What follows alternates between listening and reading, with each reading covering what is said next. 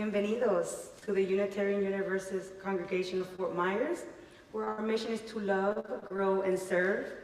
At the UUCFM, we strive to create an atmosphere where everyone feels a sense of belonging, regardless of their race, ethnicity, age, ability, sexual orientation, gender identity, gender expression, spiritual path, or national origin. My name is Melyssa Caballero, and I am pleased to be your worship associate on this beautiful morning. We would like to extend a special welcome to our guests this morning. we want to invite you to please complete a connection card found right through the center doors on our welcome table or virtually in the chat box. Members may use the card to update their contact information or to express a concern that our pastoral care associates can address. That most important gift that you can give us is a chance to get to know you. And please, if you're attending by Zoom, please keep your microphone muted. Pride and freedom are deeply intertwined, each strengthening and affirming the other. Freedom is the ability to live openly and authentically, and to express our truth without fear, and to challenge any force that seeks to diminish us. And within that freedom, pride is a celebration of who we are, our identities, histories, struggles, and triumphs. Pride is freedom in action. It is the bold declaration that we will not be silenced, erased, or forced into conformity. It is the joy of embracing ourselves fully, of standing in solidarity with others, and of shaping a world where every person can walk with dignity and without hesitation. At the UU Church, we recognize that freedom and pride are not just personal, they are collective. We honor the right of all people to define their own path, to be seen and heard, and to take pride in the richness of their identities. We work to ensure that this freedom is extended to everyone because pride is not just about celebration, it is about justice. Let us take pride in our freedom and fight for it with pride, knowing that when we uplift one another, we make the world a better, braver, and more beautiful place. We welcome together this morning as a unified community bound by shared values of love, justice, diversity, freedom, mutual care, and equity. As we light our chalice today, we honor both our common connection and the uniqueness within each of us. We kindle this flame in celebration of freedom to think, to love, and to be. May it burn brightly as we beacon of hope and courage. While he's trying to light it, let's please rise and join me while we recite our covenant, followed by our opening hymn, number 151, Wish I Knew How. Love is the spirit of this congregation, and service its law. This is our great covenant, to dwell together in peace, to seek the truth in love, and to help one another.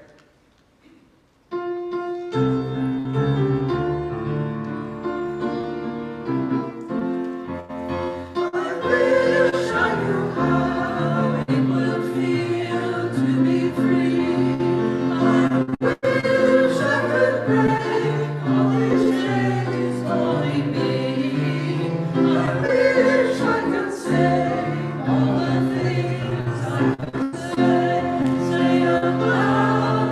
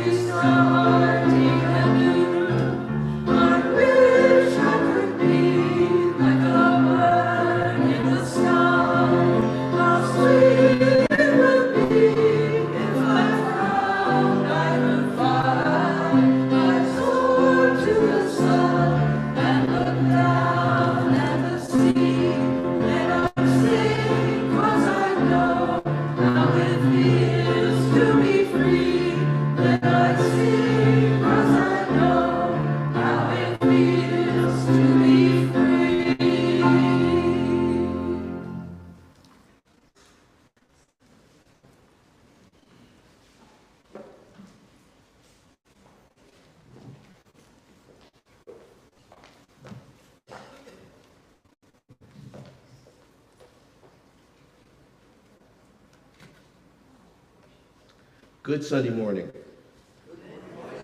I'm Reverend Arthur, and I am so happy you are here today. Young people, greetings to your parents and your siblings as well. In a short while, I will be preaching and teaching about freedom in general and true freedom in particular. But first, I want to show you all a mathematical magic trick. This will require a small piece of paper and something to write with, preferably a pencil. You can also use your electronic devices because they all have calculators. Are you ready? Think of a number, any number. Got it? Now add that number to itself. Next, add 6 to your current number. Divide the number by 2. Subtract the number you have right now from the number you started with. Your final number is 3. That is if you followed the steps correctly. If you are present and you want to learn the secret of this formula, see me after church. If you youngsters want to learn the secret, please have your parent ask me, and I will show him or her how to show you. I described what we did as a mathematical magic trick before, but it is actually more than that. What we just did is a formula, an algorithm, something that is measurable, something that can be analyzed and proven to be true. Freedom is exactly the same thing. It is also a formula, also an algorithm. Freedom is something that can be measured, something that can be analyzed and proven to exist. It can also be proven to not exist in certain places, conditions, and situations. Every individual is special, unique, and precious. Every single person is worthy of love and respect and trust and dignity. Every one of you is afforded the universal right to enjoy your life, to be a productive citizen, to be a member of the various communities that treasure you, your time, and your talents. This is a simple concept. It is not complicated. As you're listening to my sermon later on in the service, please keep in mind that unless you are truly free, I cannot truly be free. And unless we are free, they cannot truly be free. This is the United States of America. We are supposed to be the land of the free and the home of the brave. We are supposed to be a beacon of light that the whole world can see. That has been a promise our nation has kept for almost 250 years. In order for that promise to continue to be kept in the years and the decades and the centuries to come, it will take a commitment from each and every one of you, especially the young people. Freedom is priceless. Freedom is true. It belongs to me. It also belongs to you. Thank you for your time and your attention.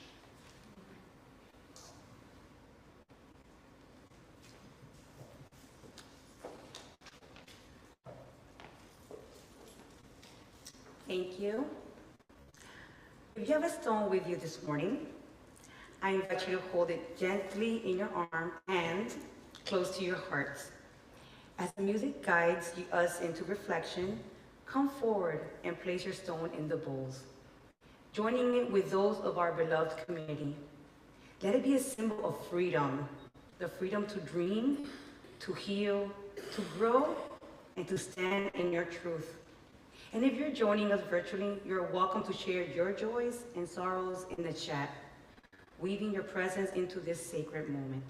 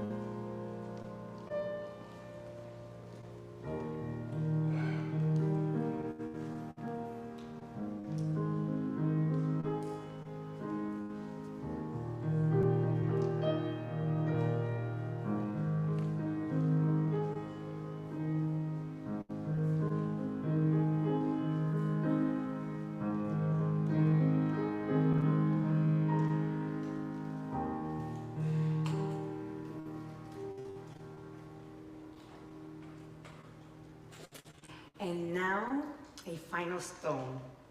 Its place that remains in our hearts. May our prayers be heard and our hearts restored. May this final stone stand as both a tribute and a call to action. A reminder that freedom is never truly final until it belongs to all. And may we walk forward carrying the weight of justice, the fire of hope, and the unwavering belief that no one should have to search for the freedom that is already theirs.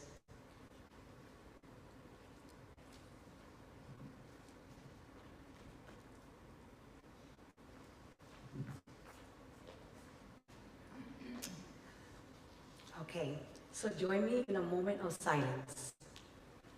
Let's close our eyes and take a deep breath. Feel the air filling your lungs. The quiet reminder that freedom begins here, in this moment, in the space you create within yourself. Hold the word freedom in your mind. What does it mean to you? Is it a movement? Is it a choice? Is it the ability to speak, to love, to dream without fear? Let the meaning settle within you, without judgment, without expectations. Now imagine that freedom as light, soft, warm, expanding outward. See it reaching beyond you, touching those who are still searching, still longing. Let your breath carry that light forward, sending into it to the world, into the places where freedom is needed most.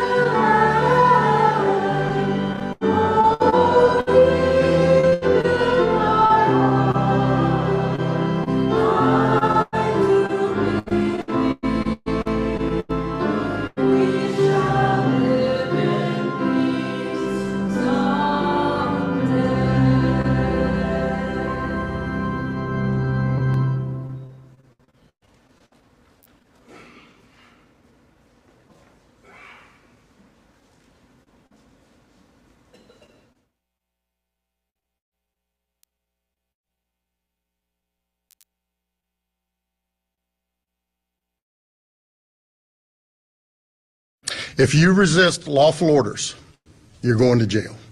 Let me be very clear about that.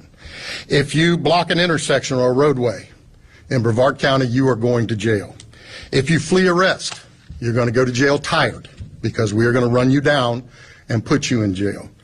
If you try to mob rule a car in Brevard County, gathering around it, refusing to let the driver leave, in our county, you're most likely going to get run over and dragged across the street. If you spit on us, you're going to the hospital and in jail.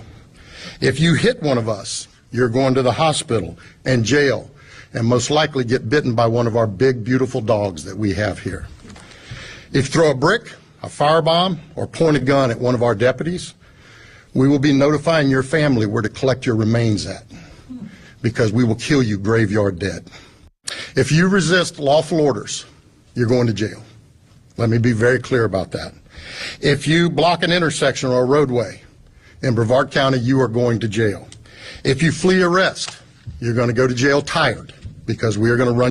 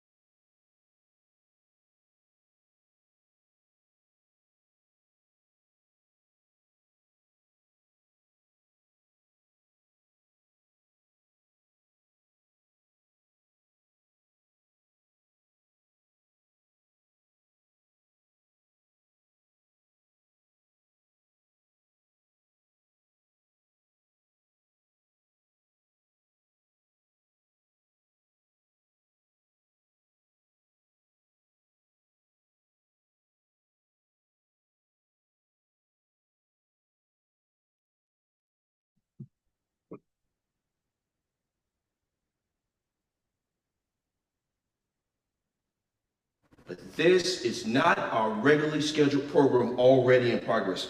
No, no, no, no. These are not normal times, not even close.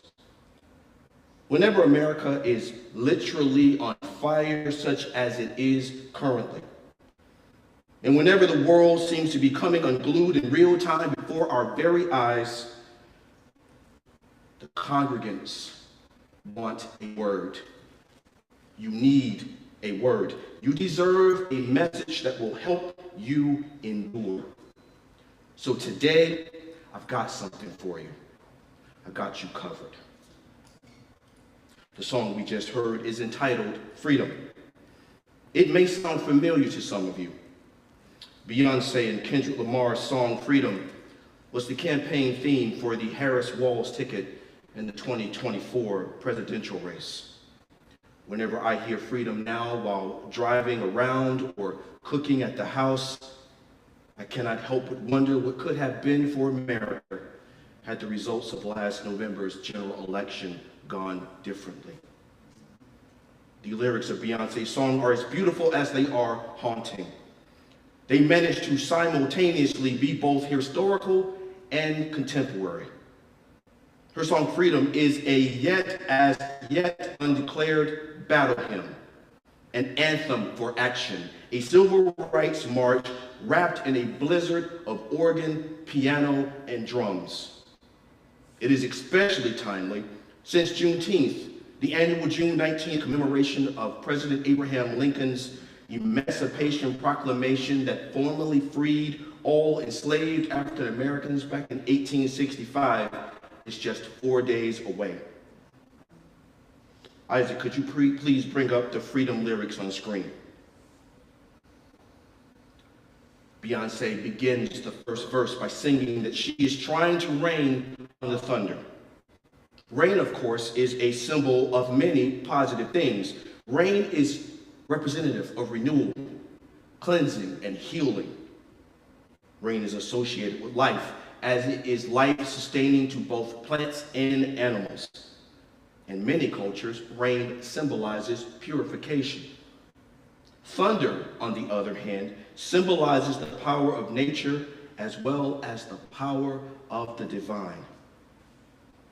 At this point, Beyonce asks two things of the listener. One, tell the storm that she's new or innocent.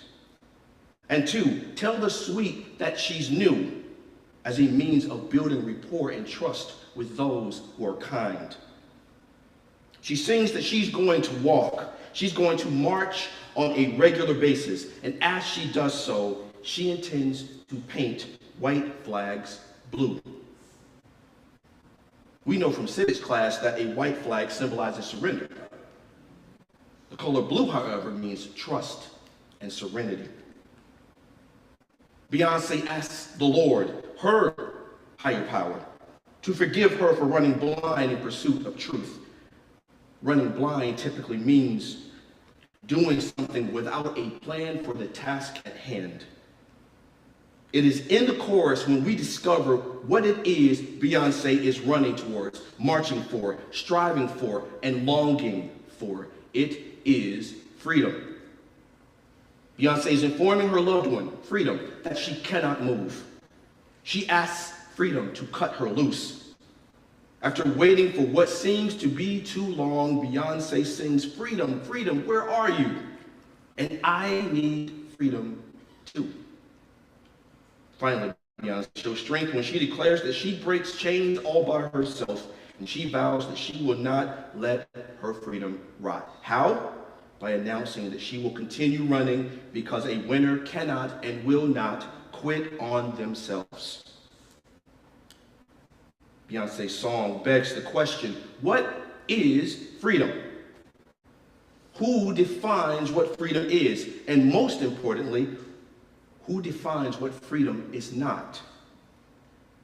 I regret to inform you that the freedom taught in schools, the freedom allegedly enshrined in our Declaration of Independence and in our Constitution, the freedom we as Americans long considered foundational to our spirit of service and patriotism has changed.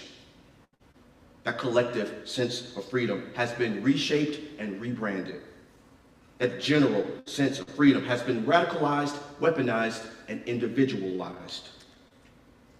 Freedom is a gift from the divine. So if we follow divine virtues and principles, we should want freedom for everyone just as much as we want freedom for ourselves. But these days, common sense is no longer common, and freedom is not free. For generations, Americans fervently believed in the freedom of speech. Thanks to the First Amendment, it was almost universally accepted that in America, people had the right to express themselves and their opinions freely, especially when their fellow citizens disagreed with those expressions and opinions. Years ago, that all changed.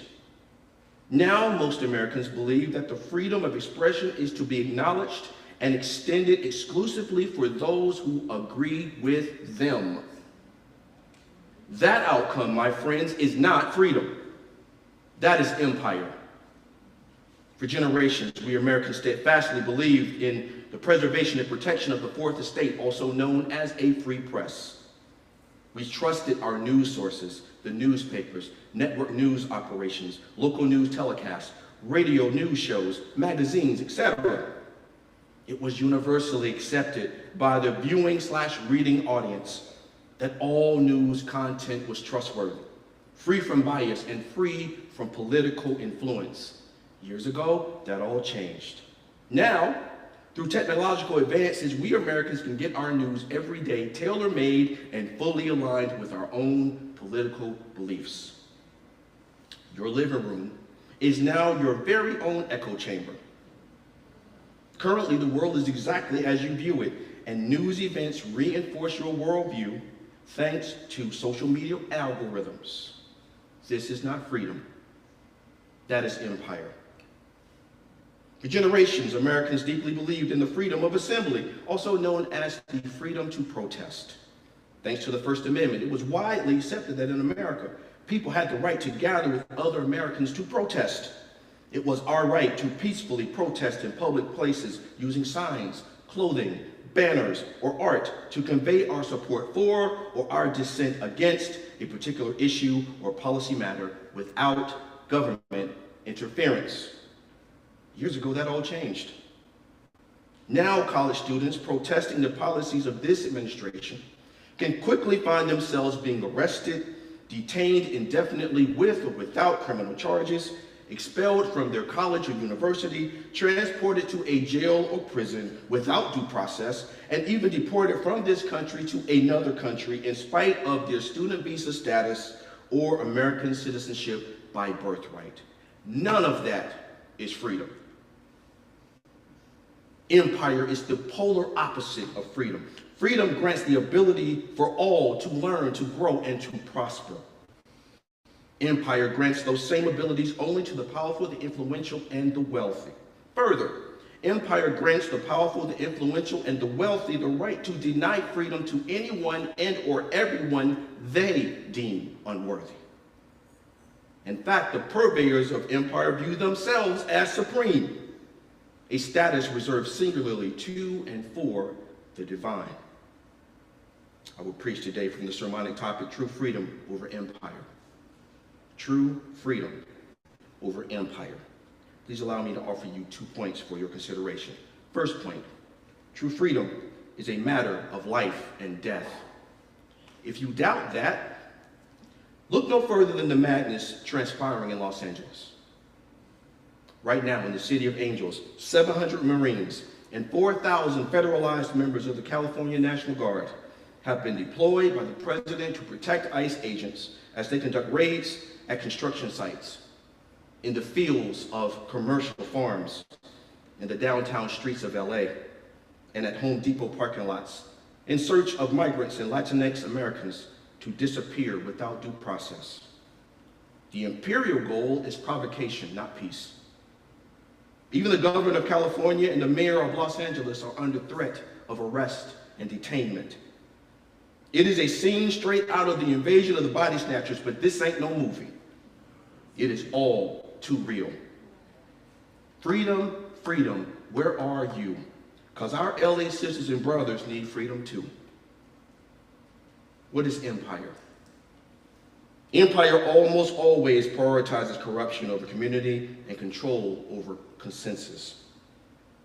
Empire was that conquest-driven spirit that inspired the American government to facilitate the subjugation and systematic slaughter of the First Nation citizens so their land could be stolen from them.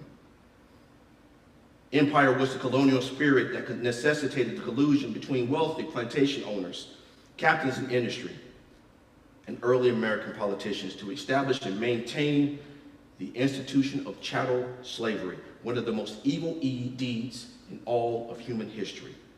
Empire is that complicit spirit motivating the patriarchy to rob trans people of their agency, simultaneously denying them their constitutional rights to life, liberty, and the pursuit of happiness, while also denying them their universal rights to love, justice, equality, and privacy. Empire is that conspiracy-laden spirit, demonizing the poor precisely because they are poor, and criticizing the voiceless exactly because they lack a cohesive voice. Empire can be accurately compared to a collective zero-sum game of eminent domain. Empire people think and act from the primary motivation that the ends justify the means.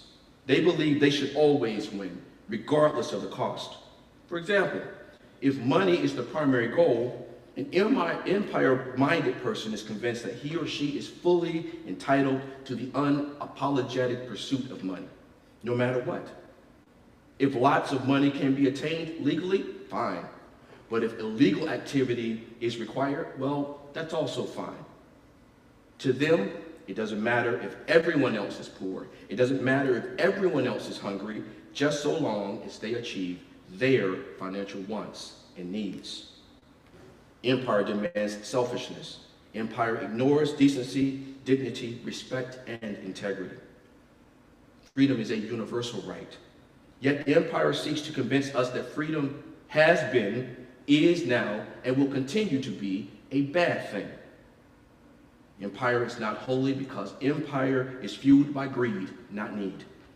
It is fueled by hatred, not because of anything sacred. Empire is the total opposite of true freedom. That's why freedom, true freedom, is so vital to our souls, so essential to our lives. Weeks ago, an executive order called Restoring Equality of Opportunity and Meritocracy was signed in the Oval Office. Did y'all hear about that? That order seeks to negate the Equal Credit Opportunity Act of 1974, which prevented the wholesale discrimination against women in financial matters. Before 1974, believe it or not, American women could not legally own their own businesses, could not establish their own bank accounts, could not apply for credit cards in their own names, and could not purchase or sell real estate without their husband's knowledge and consent. This particular executive order is intended to take us back to the bad old days prior to the mid-20th century, when women were seen but not heard. If you don't control your own money, your own business ventures, and or your own real estate holdings, then you don't control your own life. True freedom is a matter of life and death. True freedom allows you the ability to live authentically, to express your gender identity as you see fit, to love what you love and who you love, to openly embrace your own ethnicity, to celebrate your own cultural traditions proudly. True freedom allows you to live how you choose, where you choose. It facilitates your ability to worship your higher power in all the ways that bring you joy. Second and final point, with respect to true freedom, what sound strategies can we use to help freedom's cause? Since we now have a crystal clear understanding on the differences between empire and freedom, what can I do to help freedom's cause? What can you do? What can we do?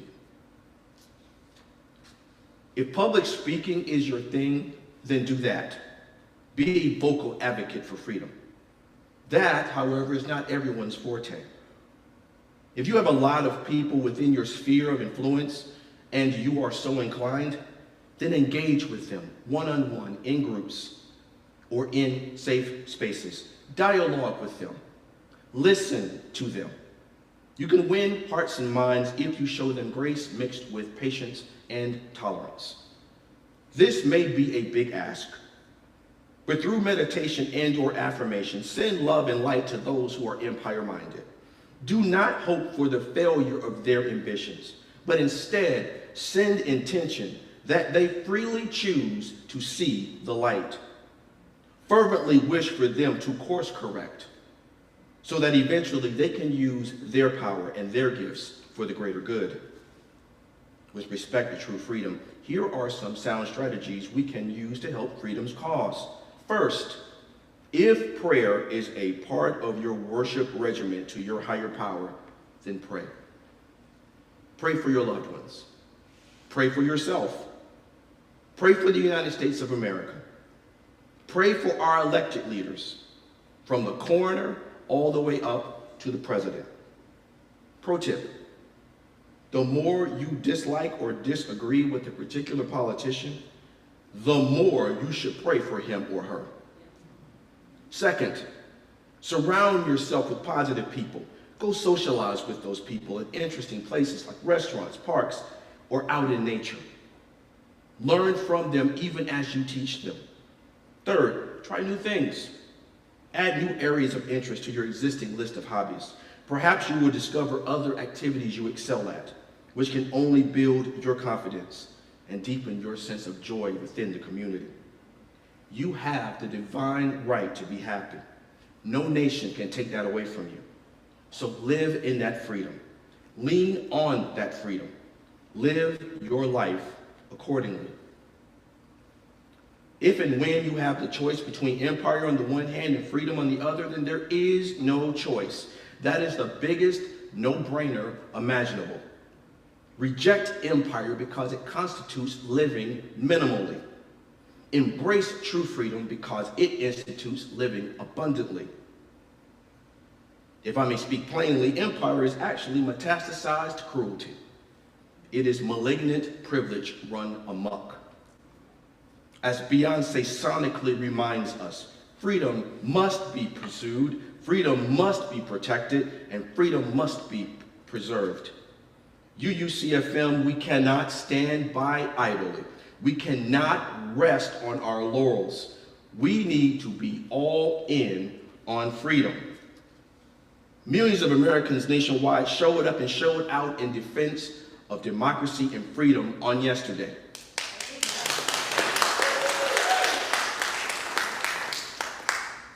I'm sorry to disappoint the Brevard County, Florida Sheriff we saw in the video. While there were some protesters who were in fact arrested, as far as I can tell, none of them were sent to a hospital. None of them were bitten by big, beautiful police dogs. None of them were driven over by motorists. And none of them were shot and killed graveyard dead. We are the children of the Most High. We break chains all by ourselves. We are winners who will not quit on each other or ourselves. True freedom is the conduit through which we revive. It is how we survive. It is actually how we thrive. Unless we are all truly free, then none of us are truly free. In conclusion, true freedom is the convergence of all things possible. Therefore, every day could be our D-Day. Every day would be our Memorial Day. Every day should be our Independence Day. Oh, say, can you see? Blessed be.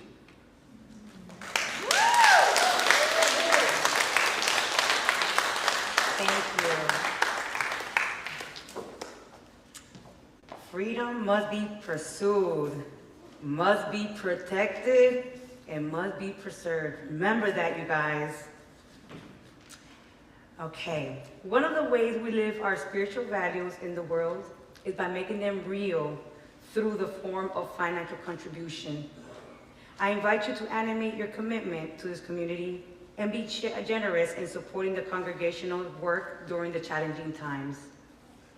Every month, we also donate funds to a local community organization that shares our values. Our community sharing partner this month is the Alliance for Fair Food. They work together to support farm workers confronting human rights abuses, including systematic wage thefts, sexual harassment, health and safety violations, and in the most extreme cases, modern-day slavery in Florida's tomato fields.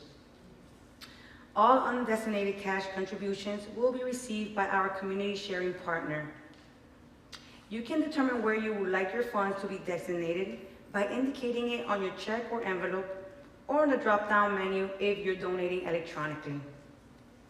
All loose funds in the collection will be donated to our community sharing partner.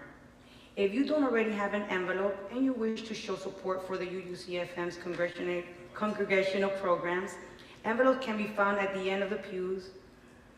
Unmarked envelopes will be designated for the UUCFM. During the offertory, please place your connection card and offering in the bag or follow the link in the chat box. The offering will not be generally given and gratefully received.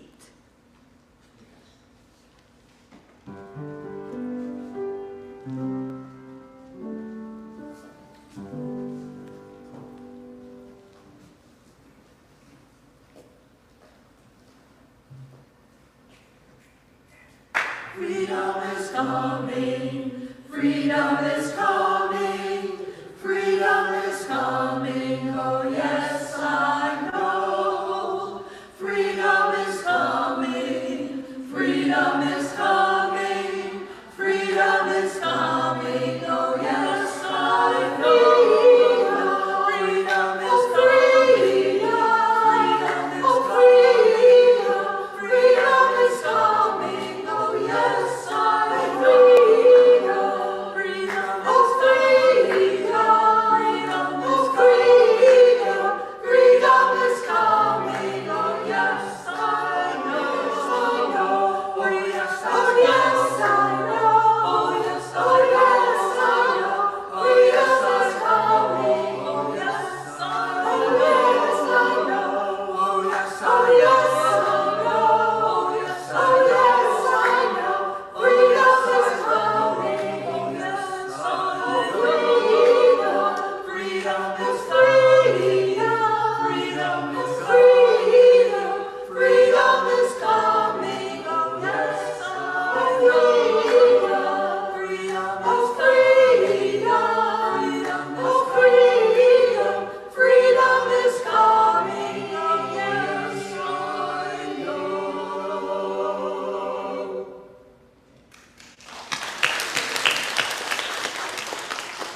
Thank you. That is beautiful. Please rise and join me while we recite our words of gratitude and the extinguishing of the chalice.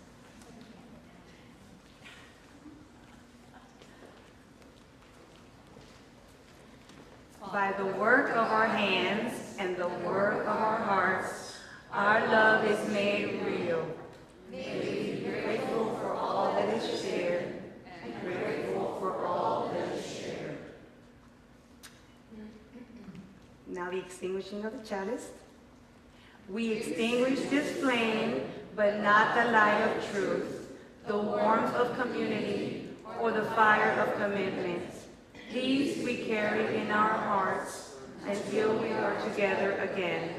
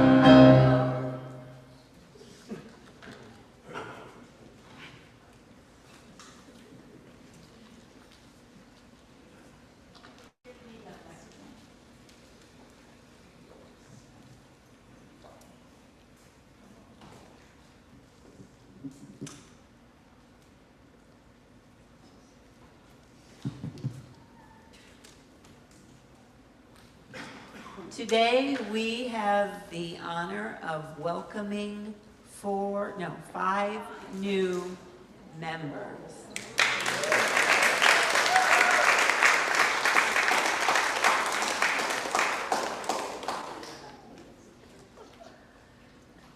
So first up is Lee Haywood. And Lee writes, I'm originally from rural Tennessee, a small town south of Nashville that had 2 traffic lights about 100 yards apart that were turned off every night at 9. I was raised Southern Baptist and even served as a summer missionary in Utah and Idaho in the summer of 1985. I am a member of CUPS, a new member of the tech team. An amateur radio operator, an Air Force veteran, and I'm excited to be here. Welcome, welcome.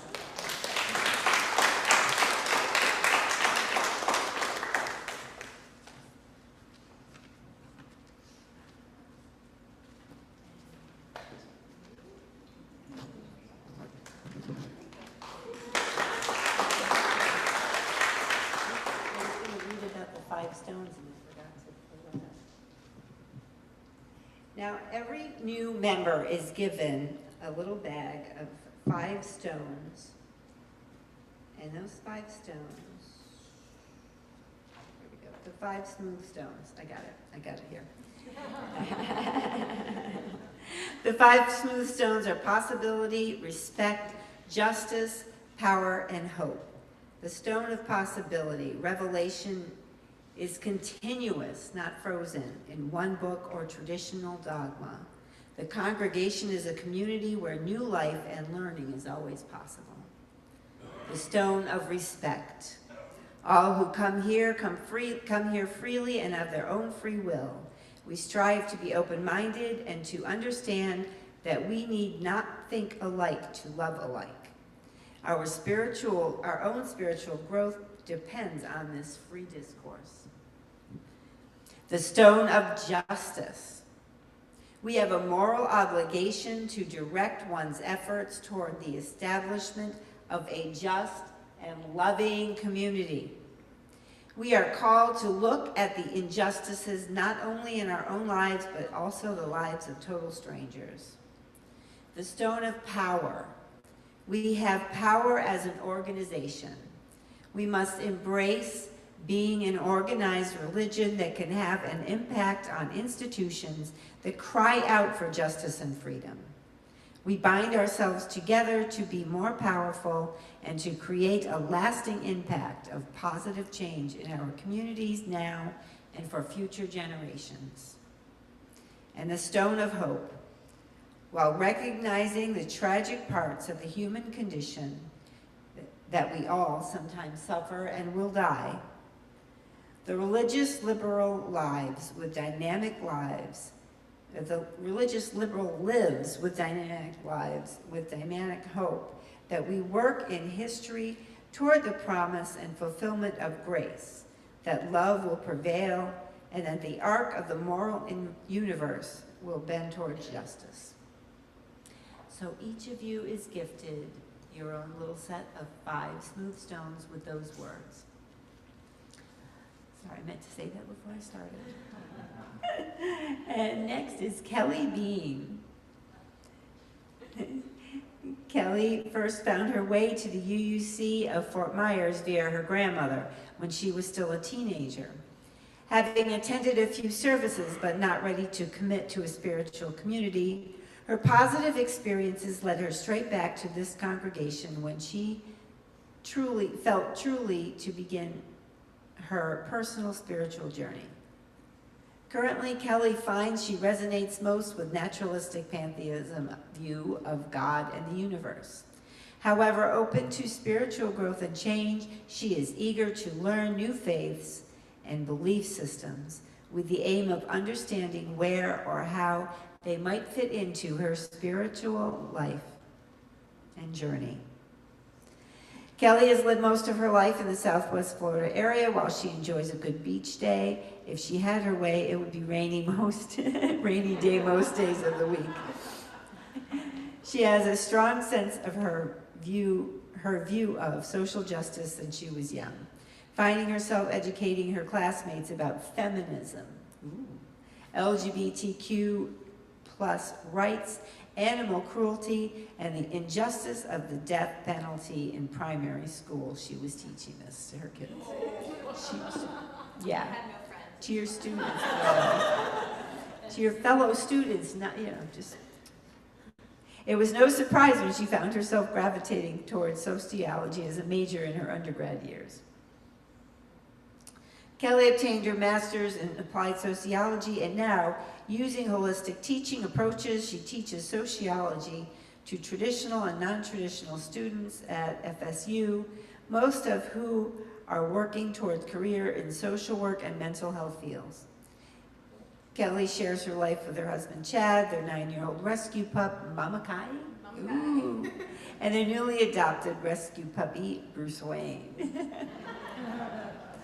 She looks forward to being a member of UUCFM and hopes to contribute her time and talents to some of the amazing committees of UUCFM that are positively impacting the congregation and the community in which it resides. And I now nominate you to join the Social Justice Committee.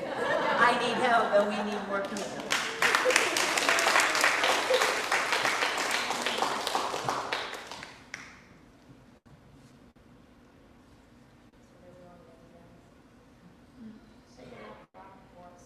It's pronounced Dalton. Dalton. Yeah, it's French. Thank you. Yay! Welcome.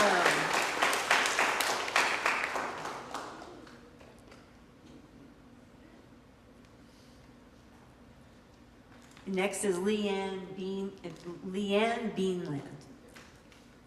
Leanne says, I was born in the Jim Crow South and got to see apartheid at work for part of my childhood. After graduation, I began teaching high school science and biology. In the meantime, I married an academic turned organic grower and moved to his farm. Someone suggested that I take an entomology course to learn to identify insects, especially those who wanted to eat the crops we raised. I enjoyed the course so much that I enrolled in and completed a master's program in entomology. Then I started applying to PhD programs in nearby states. One state, the Ohio State University, was first to offer a full fellowship, so naturally I ended up getting my PhD there. I investigated the ecology and management of insects that transmitted pathogens to crops. While I was making the finishing touches to my dissertation and starting a short-term postdoc position at OSU, I got invited to work as a postdoc in Australia. While still in Australia, I was contracted by a colleague at Virginia Tech, and he asked if I would work in his lab as a postdoc, also working with insects transmitting diseases of wine grapes. I joined his lab, which I quickly learned was a very conservative area of Virginia. I was appalled at the overt racism and ignorance I witnessed there on university campus. That's when I found a like-minded group of folks at the local UU church. I finally found my home and my people again. As my research funding was coming to a close, I happened to see an ad for a second degree accelerated BSN nursing program. I enrolled and finished the program. After graduation, I visited Florida. I had the fortune to stay on Sanibel in a house that my mother vacated when she was moving. It was so lovely and comfortable that I ended up moving there and living there until 2018. I moved to a place in Fort Myers. I worked as a mom baby nurse for about 7 years. I was asked repeatedly by a lactation consultant to get my certification in lactation and family education, and after much thought, I finally agreed. I have been working as a lactation consultant for almost the last 3 years. Yay, she loves it. I have needed to find my people again, and I gave the church another go. My return visit was a wonderful experience, and I now am ready to commit to this congregation. You are my new family. Welcome, welcome.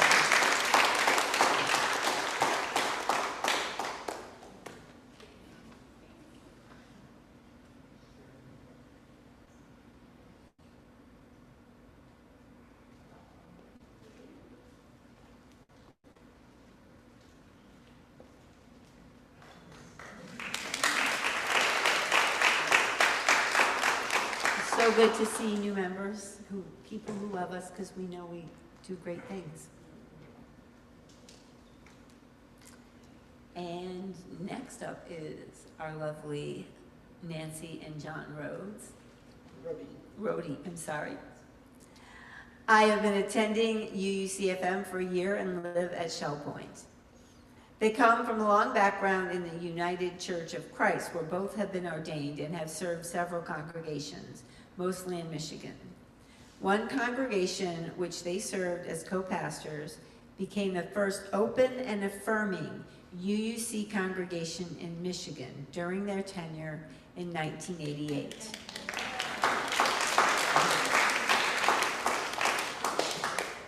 John and Nancy met at Olivet College in Michigan. They have had diverse careers, both being bivocational,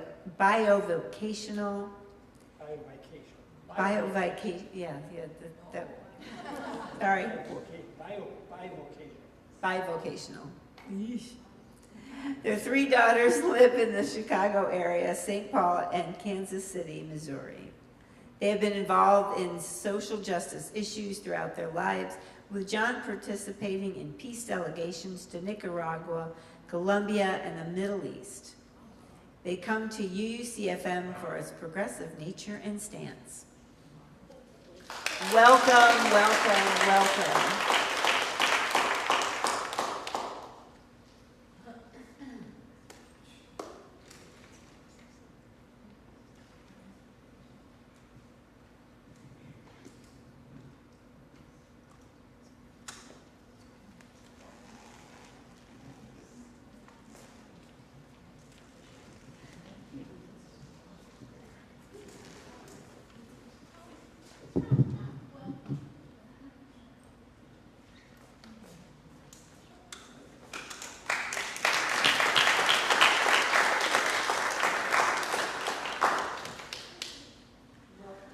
Welcome.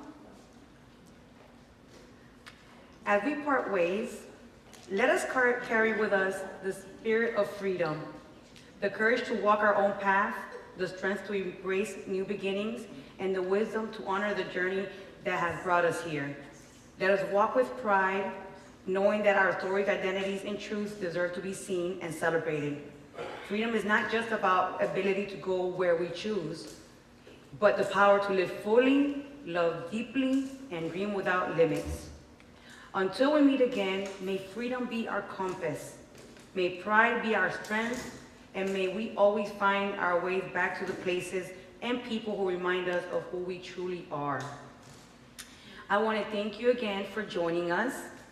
We invite you to continue the conversation over coffee in Hobart Hall, located to the right as you exit the sanctuary, or by staying in Zoom meeting for informal discussion.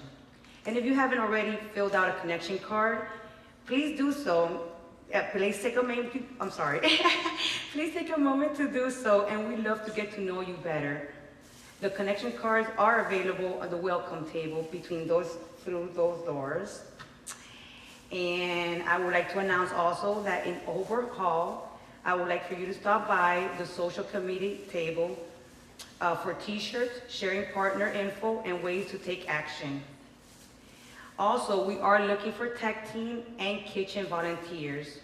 If you would like to do something with tech team, please see Walter Peterson, or in the kitchen, you want to speak to Dorothy during coffee hour to help with refreshments. I want to thank you all for being here, and we're grateful for you and look forward to connecting.